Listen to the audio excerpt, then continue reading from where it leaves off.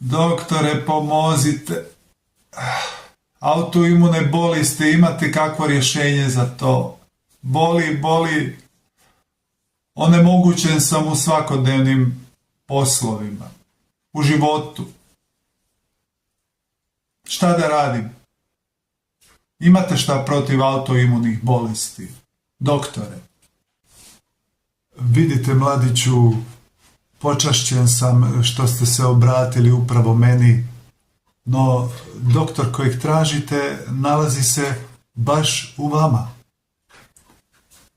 Ja se bavim posljedicama i to je relativno lagan i uzaludan posao.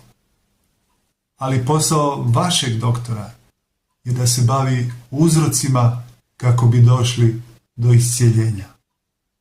Pitanje je samo što ste spremni uložiti da dobijete odgovore.